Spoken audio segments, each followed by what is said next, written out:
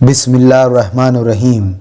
ये किताब की आयतें हैं और जो कुछ तुम्हारे रब की ओर से तुम पर उतारा गया है वो सत्य है, परंतु अधिकतर लोग ईमान नहीं लाते। अल्लाह ही है जिसने आकाशों को बिना सहारे के ऊंचा किया, जैसा कि तुम उन्हें देखते हो। फिर वो राज सिंहासन पर विराजमान हुआ और उसने सूरज और चाँद को काम पर लगाया। हर चीज़ एक नियत समय के लिए चल रही है। वही इस काम का इंतज़ाम चला रहा है। वो निशानियाँ खोल खोल कर बयान करता है। कदाचित तुम अपने रब से मिलने का विश्वास करो। और वही है जिसने धरती को फैलाया और उसमें जमे हुए पहाड़ और नहरें पैदा की और हर प्रकार की पैदावार की, दो दो किस्म नर और मादा बनाई। वही रात में दिन को छिपा देता है। निसंदेह इसमें उन लोगों के लिए बड़ी निशानियां हैं जो सोच विचार करते हैं। और धरती में कई तरह के भूभाग पाए जाते हैं जो परस्पर मिले हुए हैं। अंगूरों के बाग हैं और खेतियां हैं और खजूरों के पेड़ हैं, एक हरे भी और दोहरे भी। सबको एक ही पानी दिया जाता है, फिर भी हम पैदावार में किसी को किसी की अपेक्षा बढ़ा देते हैं। निश्चय ही इसमें उन लोगों के लिए निशानियां हैं जो बुद्धि से काम लेते हैं। और यदि तुम आश्चर्य करना चाहो तो आश्चर्य की बात तो उनका ये कहना है, जब हम मिट्टी हो गए तो क्या हम नए सिरे से पैदा होंगे। ये वही लोग हैं जिन्होंने अपने रब के साथ कुफ्र किया।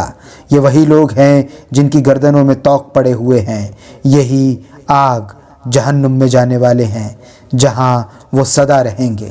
और ये लोग भलाई से पहले तुमसे बुराई के लिए जल्दी मचा रहे हैं। हालांकि इनसे पहले कितनी शिक्षाप्रद मिसालें गुजर चुकी हैं, परंतु तेरा रब लोगों को उनके जुल्म के होते हुए क्षमा कर देता है। और निसंदेह तेरा रब कड़ा दंड देने वाला भी है।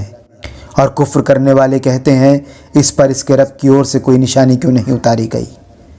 तुम तो केवल एक सचेत करने वाले हो और हर जाति के लिए एक मार्ग बताने वाला हुआ है। किसी भी स्त्री जाति को जो गर्भ रहता है अल्लाह उसे जानता है, और उसे भी जो गर्भाशयों में कमी और बेशी होती है, और उसके यहाँ हर चीज़ एक अंदाजे पर है। वो जानने वाला है, परोक्ष का भी और प्रत्यक्ष का भी। वो महान और उच्चतम है। तुम में से कोई चुपके से बात करे या उच्च स्वर में, कोई रात के अंधेरे में छिपा हो या दिन के रास्ते में चल रहा हो, उसके लिए सब समान है। उसके मानव के आगे और उसके पीछे उसके निरीक्षक फरिश्ते लगे हुए हैं जो अल्लाह के आदेश से उसकी रक्षा करते हैं। निसंदेह अल्लाह किसी जाति की दशा नहीं बदलता जब तक कि वह स्वयं अपने आप को नहीं बदलती। और जब अल्लाह किसी जाति पर बुराई यातना का फैसला कर ले तो फिर वो टल नहीं सकती, और ना फिर उसके सिवा ऐसे लोगों का कोई सहायक ही हो सकता है। वही है जो तुम्हें बिजली की चमक दिखाता है, जिससे भय होता है और आशा भी होती है। वही है जो पानी से लदे हुए बादलों को उठाता है, और बादलों की गरज और फरिश्ते उसके भय के कारण उसी की प्रशंसा के साथ तस्बीह करते हैं। वो कड़कती बिजलियां भेजता है, फिर उन्हें जिस पर चाहता है गिरा देता है। और लोग हैं कि अल्लाह के बारे में झगड़ते हैं, और वो प्रबल शक्ति वाला है। उसी को पुकारना हक है। जिन्हें ये लोग उसके सिवा पुकारते हैं वो इनकी पुकार का कुछ उत्तर नहीं देते। उन्हें पुकारना बस ऐसा ही है जैसे कोई अपने दोनों हाथ पानी की ओर इसलिए फैलाए कि वो उनके मुंह में पहुंच जाए, हालांकि वो उन तक पहुंचने वाला नहीं। काफिरों की पुकार तो बस ऐसी ही बेठिकाना होती है। आकाशों और धरती में जो कोई भी है, स्वेच्छापूर्वक अथवा अनिच्छापूर्वक उसी को सजदा कर रहा है, और उनके साए भी प्रातःकाल और संध्या के समय में। इनसे कहो, आकाशों और धरती का रब कौन है? कहो, अल्लाह। कहो तो क्यों तुम लोगों ने उसके सिवा दूसरों को अपना संरक्षक बना रखा है, जिन्हें स्वयं अपने लिए भी किसी लाभ और हानि का अधिकार प्राप्त नहीं है। कहो, क्या अंधा और आंखों वाला बराबर हुआ करते हैं, या बराबर होते हैं अंधेरे और उजाला? या इन्होंने जिनको अल्लाह का शरीक ठहराया है, उन्होंने भी अल्लाह की तरह कुछ पैदा किया है, जिसके कारण पैदाइश का मामला इनके लिए गड़बड़ हो गया है। कहो, हर चीज़ का पैदा करने वाला अल्लाह है और वो अकेला और प्रभुत्वशाली है। उसने आकाश से पानी बरसाया, फिर नदी नाले अपनी समाई के अनुसार उसे लेकर बह निकले। फिर बहता हुआ पानी फूले हुए झाग और मैल कुचैल को ऊपर उठा लाया, और उन चीज़ों में भी जिन्हें लोग जेवर या दूसरे सामान बनाने के लिए आग में तपाते हैं, ऐसा ही मैल कुचैल का झाग होता है। इस तरह अल्लाह सत्य और असत्य की मिसाल बयान करता है। फिर जो झाग हैं वो तो सूख कर विनष्ट हो जाता है, और जो चीज़ लोगों को लाभ पहुंचाने वाली होती है वो धरती पर ठहर जाती है। इस तरह अल्लाह मिसालें बयान करता है। जिन लोगों ने अपने रब का कहना मान लिया उनके लिए भलाई है, और जिन लोगों ने उसका कहना नहीं माना, यदि उनके साथ वो सब कुछ भी हो जो धरती में है, बल्कि उसके साथ इतना ही और भी हो, तो उसे फिदिया मुक्ति प्रतिदान के रूप में दे डाले। ये वो लोग हैं जिनका बुरा हिसाब होगा, उनका ठिकाना जहन्नुम है, और वो कितना ही बुरा विश्राम स्थल है। क्या वो व्यक्ति जो जानता है कि जो कुछ तुम्हारे रब की ओर से तुम पर उतरा है सत्य है, कभी उस जैसा हो सकता है जो अंधा है? ध्यान तो वही देते हैं जो बुद्धि रखने वाले हैं। ये ऐसे लोग हैं जो अल्लाह की प्रतिज्ञा को पूरा करते हैं और इकरार को तोड़ नहीं डालते, और जो ऐसे हैं कि अल्लाह ने जिन नातों को जोड़ने का हुक्म दिया है उन्हें जोड़ते हैं, और अपने रब से डरते हैं, और बुरे हिसाब का उन्हें भय लगा रहता है। और जो अपने रब की प्रसन्नता की चाह में संकट के समय धैर्य से काम लेते हैं और नमाज कायम करते हैं, और जो कुछ हमने उन्हें दिया है उसमें से छिपाकर भी और खुले रूप से खर्च करते हैं, और सच चरित्रता से दुष्चरित्रता को दूर करते हैं, यही लोग हैं जिनके लिए आखिरत के घर का अच्छा परिणाम है।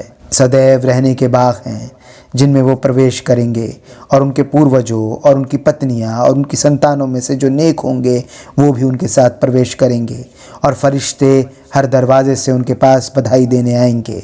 तुम पर सलाम है, ये तुम्हारे सब्र का बदला है, तो क्या ही अच्छा आखिरत के घर का परिणाम। और ये वो लोग हैं जो अल्लाह की प्रतिज्ञा को उसे दृढ़ करने के पश्चात भंग कर देते हैं, और उन नातों को तोड़ डालते हैं जिन्हें जोड़ने का अल्लाह ने आदेश दिया है, और धरती में बिगाड़ पैदा करते हैं। ऐसे लोगों पर फिटकार है और उनके लिए बुरा घर है। अल्लाह जिसकी रोज़ी चाहता है कुशादा कर देता है, और जिसके लिए चाहता है नपीतुली कर देता है।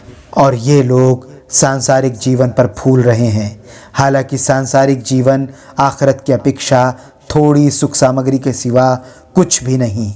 और कुफ्र करने वाले कहते हैं, इस पर इसके रब की ओर से कोई निशानी क्यों नहीं उतारी गई? कहो, अल्लाह जिसे चाहता है गुमराह कर देता है, और वो अपनी ओर से मार्ग उसी को दिखाता है जो उसकी ओर रुजू करता है। ऐसे ही लोग हैं वो जो ईमान लाए और जिनके दिलों को अल्लाह की याद से संतोष होता है। सुन लो, अल्लाह की याद से ही दिलों को संतोष होता है। वो जो ईमान लाए और अनुकूल कर्म किए उनके लिए परम आनंद है, और उनके लौटने की जगह भी उत्तम है। हे मोहम्मद, इसी तरह हमने तुम्हें एक ऐसे समुदाय में रसूल बनाकर भेजा जिससे पहले कि कितने ही समुदाय गुजर चुके हैं, ताकि हमने तुम्हारी ओर जो वही की है उसे इनको सुना दो, जबकि ये रहमान के साथ कुफ्र कर रहे हैं। कह दो, वही मेरा रब है, कोई इलाह पूज्य उसके सिवा नहीं, उसी पर मेरा भरोसा है और उसी की ओर मुझे पलट कर जाना है। और यदि कोई ऐसा कुरान होता जिसके द्वारा पहाड़ जला दिए जाते या धरती फट जाती या उसके द्वारा मुर्दे बोलने लगते तो क्या हो जाता, जब भी ये लोग ईमान न लाते। बल्कि बात यह है कि हर काम का अधिकार अल्लाह ही को प्राप्त है। फिर क्या ईमान लाने वाले अभी तक इस आशा में हैं कि कोई निशानी उतरेगी और ये काफिर लोग ईमान लाएंगे? क्या ये जानकर ये निराश नहीं हो गए कि यदि अल्लाह चाहता तो सारे ही मनुष्यों को सीधे मार्ग पर लगा देता? और कुफ्र करने वालों पर तो उनकी करतूतों के बदले में कोई ना कोई आपत्ति आती ही रहती है, या उनके घर के निकट कहीं उतरती है। ऐसा ही होता रहेगा यहाँ तक कि अल्लाह का वादा पूरा हो। निश्चय ही अल्लाह अपने वादे के विरुद्ध नहीं जाता। और तुमसे पहले कितने ही रसूलों की हंसी उड़ाई जा चुकी है, परंतु मैंने काफिरों को ढील दी, फिर उन्हें पकड़ लिया, तो मेरी सज़ा कैसी सख्त थी। भला वो तो प्रत्येक जीव की कमाई पर निगाह रखता है, क्या उस जैसा वो हो सकता है जो ऐसा नहीं? फिर भी लोगों ने अल्लाह के सहभागी ठहराए हैं। उनसे कहो, तनिक उनके नाम तो लो, या फिर तुम अल्लाह को उस चीज़ की खबर दे रहे हो जिसे वो धरती में नहीं जानता, या यूं कि ये एक ऊपरी बात है? नहीं, बल्कि कुफ्र करने वालों के लिए उनकी मक्कारी शोभायमान बना दी गई है और वो मार्ग से रोक दिए गए हैं। फिर जिसे अल्लाह गुमराही में रखे उसे कोई मार्ग दिखाने वाला नहीं। उनके लिए सांसारिक जीवन ही में यातना है और आखिरत की यातना तो बहुत ही सख्त है, और कोई नहीं जो उन्हें अल्लाह की पकड़ से बचाने वाला हो। डरने वालों के लिए जिस जन्नत का वादा है उसका हाल ये है कि उसके नीचे नहरें बह रही हैं, उसके फल सदैव बाकी रहने वाले हैं और उसकी छाया भी। ये उन लोगों का परिणाम है जो डर रखने वाले हैं, जबकि काफिरों का परिणाम आग है। और जिन लोगों को हमने किताब दी है वो उस किताब से प्रसन्न है जो हमने तुम पर उतारी है, और कुछ गिरोह ऐसे भी हैं जो उसकी कुछ बातों का इनकार करते हैं। कह दो, मुझे तो बस ये हुक्म दिया गया है कि मैं अल्लाह की इबादत करूं और उसके साथ किसी को साझी न ठहराऊं, और मैं उसी की ओर बुलाता हूं और उसी की ओर मुझे लौटना है। और इसी तरह हमने इस कुरान को अरबी में फरमान बनाकर तुम पर उतारा है, और यदि तुम उस ज्ञान के बाद भी जो तुम तक पहुंच चुका है उनकी इच्छाओं के पीछे चले तो अल्लाह के सिवा ना तो कोई तुम्हारा संरक्षक मित्र होगा और ना कोई बचाने वाला। और तुमसे पहले भी हम कितने ही रसूलों को भेज चुके हैं, उन्हें अपनी पत्नियां और बच्चे भी दिए हैं, और किसी भी रसूल को यह अधिकार प्राप्त न था कि वो अल्लाह के आदेश के बिना कोई निशानी ला देता। हर चीज़ के लिए एक समय और हर एक समय के लिए एक लेख्य है। अल्लाह जो कुछ चाहता है मिटा देता है और जो कुछ चाहता है कायम रखता है, और उसी के पास मूल किताब है। और हम यातना का जो वादा इनसे कर रहे हैं हो सकता है कि उसमें से कुछ हम तुम्हें दिखा दें या तुम्हें उठा लें। तुम्हारे ज़िम्मे तो बस मेरा संदेश पहुंचा देना है और हमारे ज़िम्मे हिसाब है।